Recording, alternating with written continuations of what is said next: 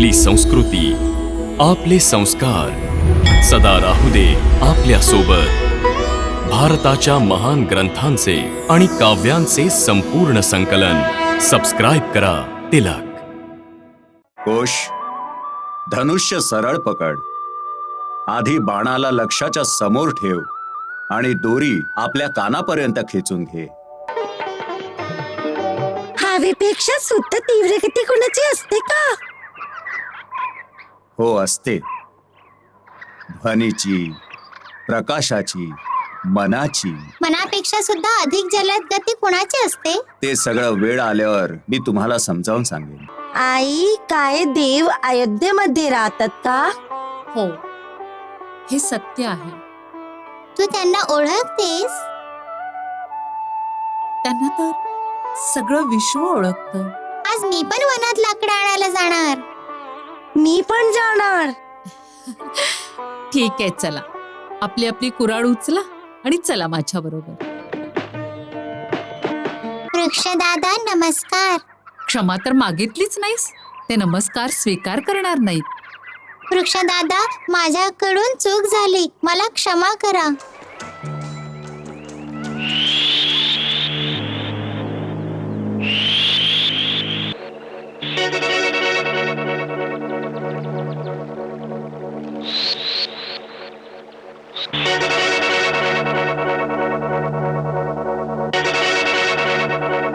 नागराज, गुरुदेवांचा आदेश आहे की आता तुम्ही या वृक्षाला सोडून कुठल्या तरी दुसऱ्या ठिकाणी जावं. यांच्या शिक्षणाची जबाबदारी आमच्यावर आहे.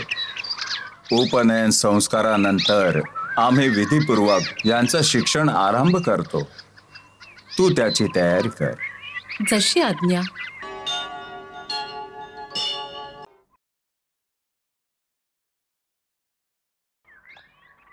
लवकुश, आता हत्ती घोडा सोडा. बघा मी काय बनवलंय. धनुष्यबाण, ये लवकर ये. आता बघा धनुष्यबाण कसा चालवायचा. बघा मी तुम्हाला दाखवते. आसा.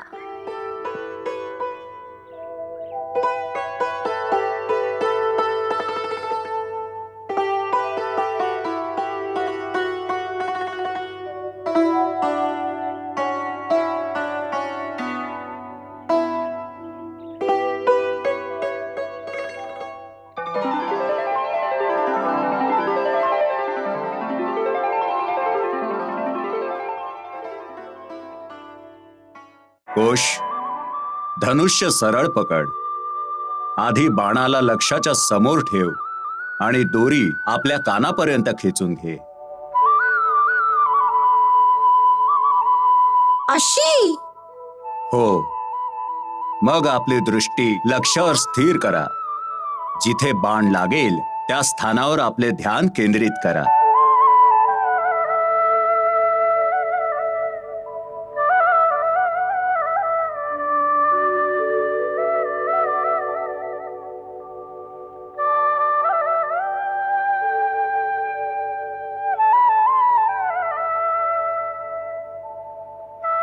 लव, तुला काय दिसतंय?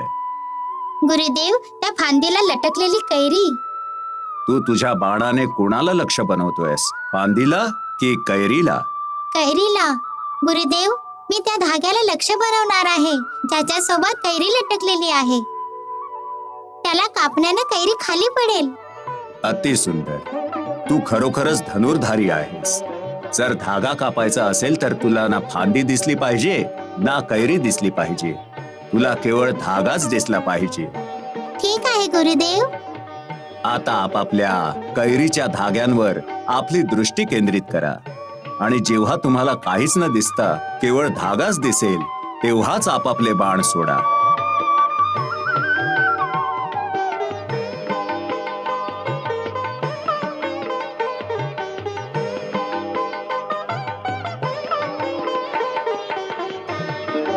धागा कापला, धागा कापला, आंबा पडला, आंबा पडला, आंबा पडला, आंबा पडला. अति सुंदर, अति सुंदर.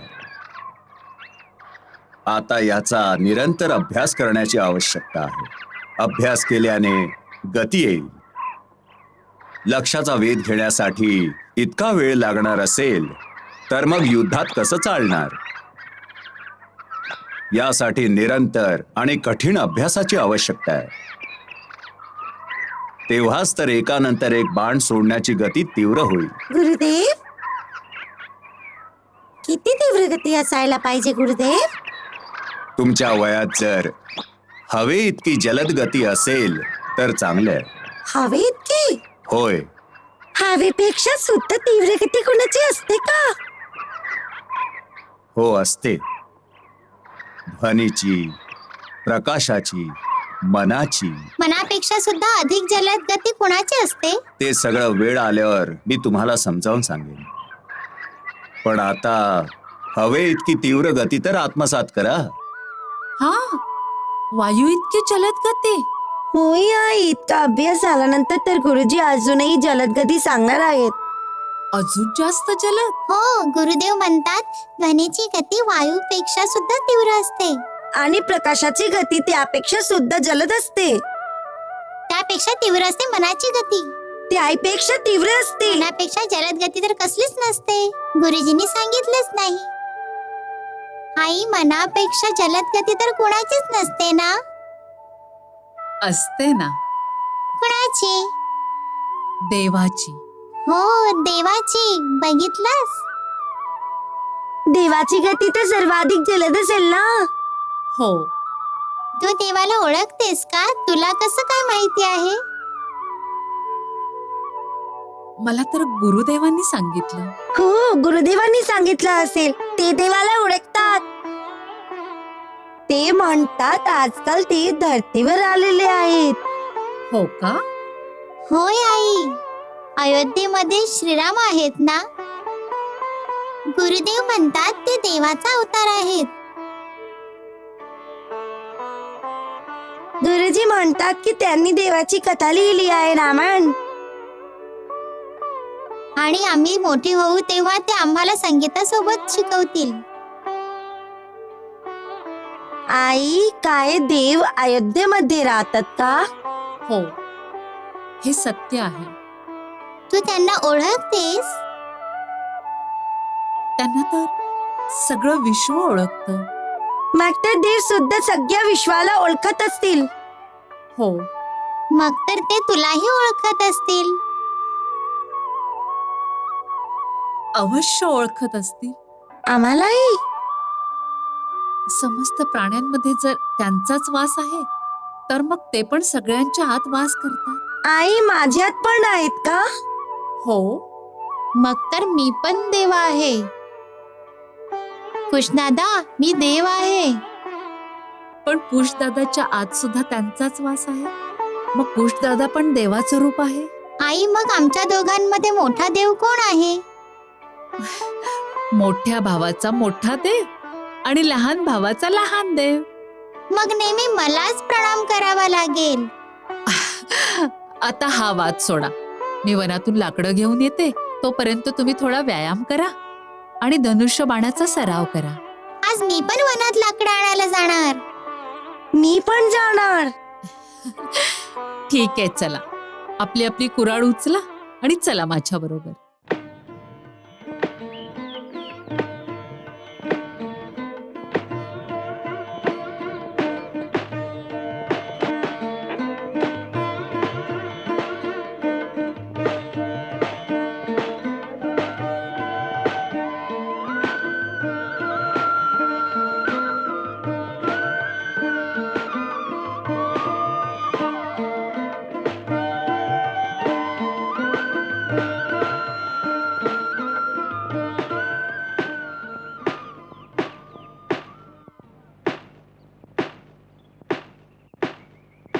अरे लव,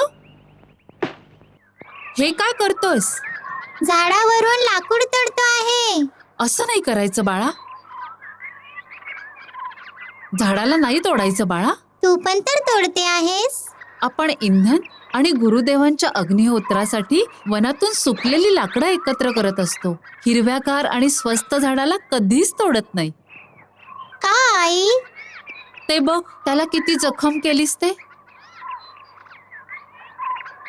जर तुझ्या अंगावर कोणी शस्त्राने प्रहार केला तर तुला त्रास होईल ना. हो होईल. त्याचप्रमाणे त्यालाही दुःख होत असतं. ह्याच्या आत सुद्धा जीव असतो का? नक्कीच असतो. आता हे बघ, आपल्या शरीरावर घाव लागल्यामुळे रक्त निघतं, त्याच प्रकारे त्याच्या शरीरातून रस निघतो. आता तू तर त्याला अकारण घाव दिला आहेस. आता त्याची क्षमा माग. त्याला म्हण, वृक्षदादा, आमच्याकडून अजाणतेपणी चूक झाली, आम्हाला क्षमा करा. वृक्षाला दादा म्हणू? हो, आपण सगळे धरती मातेची अपत्य आहोत. तसंच वृक्ष सुद्धा धरती मातेचं संतान आहे, म्हणून वृक्षाला मोठा भाऊ समजलं पाहिजे. हो हो. वृक्ष एक जड जीव आहे जो चालू नाही शकत, पण उन्हामध्ये सगळ्या जीवांना सावली देतो. जेव्हा याला फळं लागतात तेव्हा तो स्वतः खात नाही, दुसऱ्याला खायला देतो. हो हो. मग तो हवेला शुद्ध करतो, पक्षी आणि सर्प या जीवांना राहायला जागा देतो. तो मनुष्य आणि अशा खूप साऱ्या जीवांचा मित्र आहे.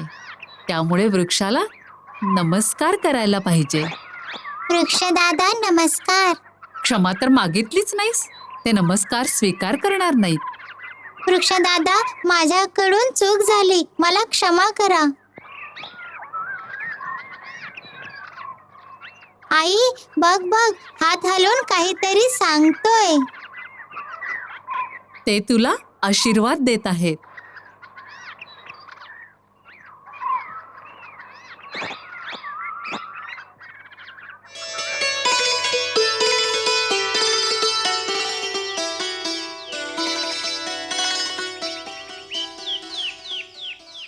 लाकडं इथं ठेवा.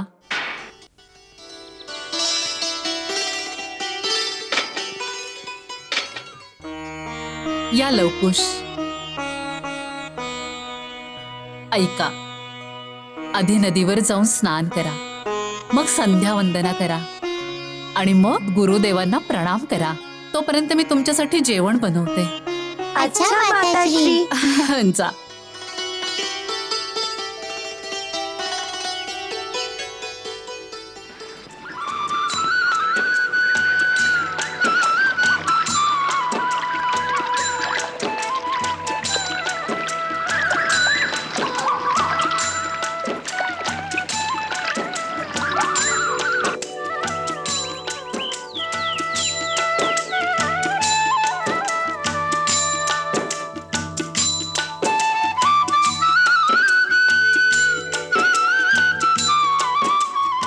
ओम स्वाहा. ओम स्वाहा.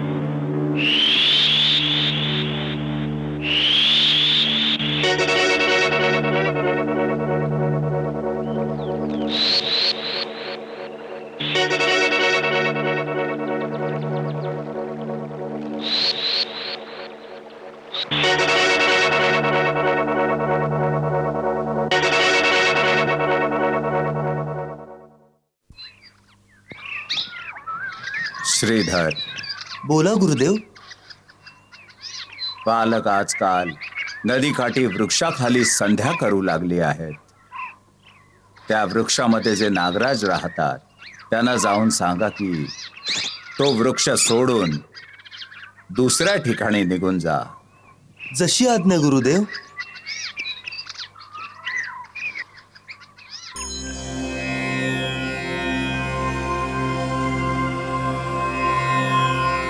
प्रणाम नागराज.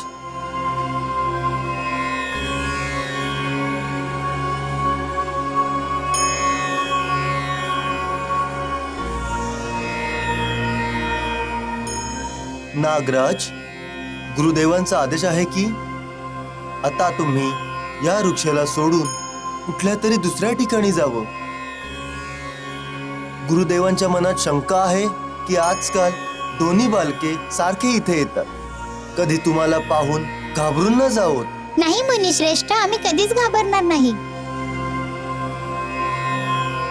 आमच्यासाठी नागराजाला त्याची जागा सोडण्याचा त्रास नका देऊ. मुनिराज, आमच्या माताजींनी सांगितलं आहे की दुसऱ्या प्राण्याला ना घाबरलं पाहिजे ना घाबरवलं पाहिजे. जेव्हा आपण सर्वांवर प्रेम करू तेव्हा सर्वजण आपल्यावर प्रेम करतील. नागराज, तुम्ही तुमचं स्थान सोडून जाऊ नका. आमची माताजी सांगतात की आपण सारे धरती मातेची मुलं आहोत, आपण सर्वांनी ते प्रेमाने राहिलं पाहिजे. म्हणून तुम्ही इथंच राहा. परंतु गुरुदेवांचा आदेश. आम्ही लगेच गुरुदेवांचा दुसरा आदेश घेऊन येतो. तुम्ही काळजी नका करू, आम्ही लगेच येतो. अतिसुंदर गोष्ट बोलता तुम्ही दोघं. तुमच्या आईने तुम्हाला जे ज्ञान दिलं आहे ते दिव्य आहे. धन्य आहे तुमची माता. मुनी श्रीधरांना जाऊन सांगा की आम्ही आमचा आदेश परत घेतला आहे. जशी आपली आज्ञा गुरुदेव.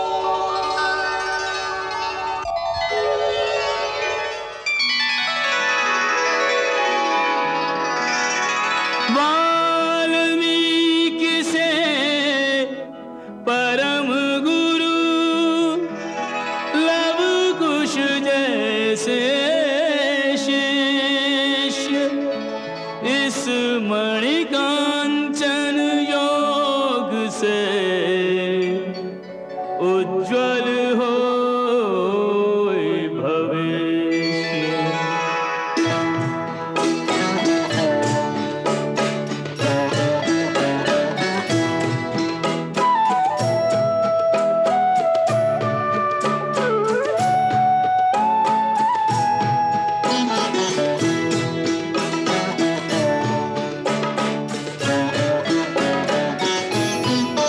बलवीर बनो, युगवीर बनो, नित नियमित विद्याभ्यास करो.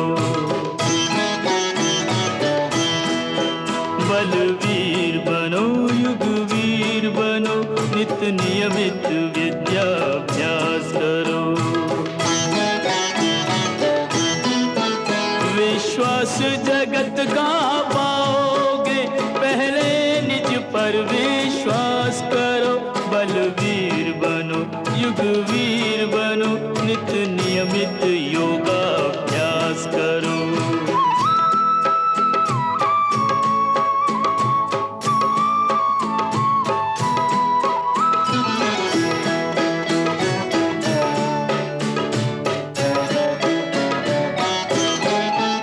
रहे स्वस्थ निरोग ये जीवन, तन कुंदन हो मन कुंदन. वीरत्व प्रदान करे है योग, करे जगवीर का वंदन. जो शक्तियाँ तुम में सोई हैं, उन शक्तियों का आभास करो. युगवीर बनो, बलवीर बनो, नित नियमित विद्याभ्यास करो. बलवीर बनो, युगवीर बनो, तुम नियमित विद्याभ्यास करो.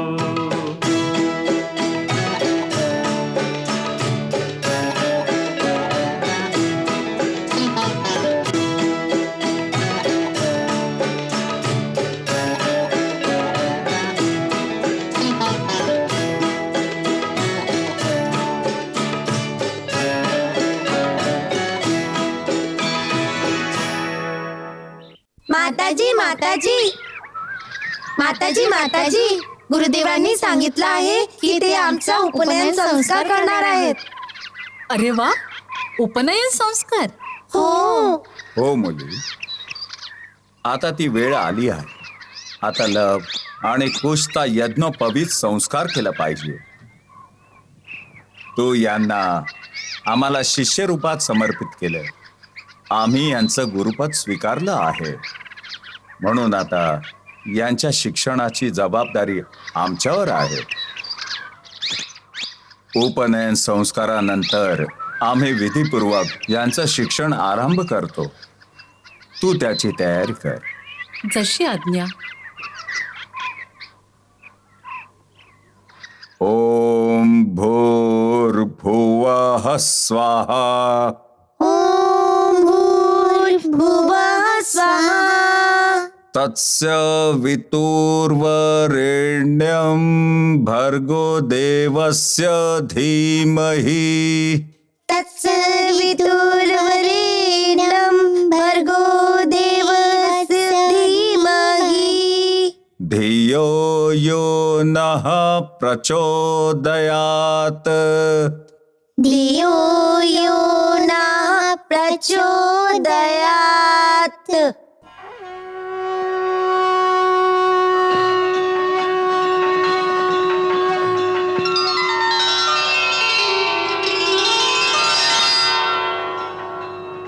ओम सूर्यो ज्योतिर्ज्योतिः सूर्यः. ओम सूर्यो वर्चो ज्योतिर्वर्चरः.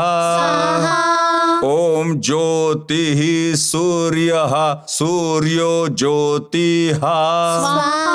ओम सजुर्देवेन सावित्रा सजुरुषन्द्र द्रव्यता जुषाणस् सूर्यवितु.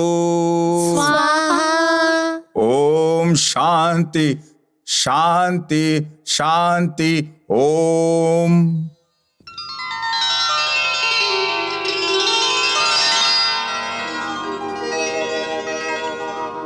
परोपकाराय फलन्ति वृक्षाः. परोपकाराय फलन्ति वृक्षाः. परोपकाराय वहन्ति नद्याः. परोपकाराय वहन्ति नद्यः. परोपकाराय दुहन्ति गावः. परोपकाराय दुहन्ति गावः. परोपकारार्थ निदम शरीरम्. परोपकारार्थमिदं शरीरम्.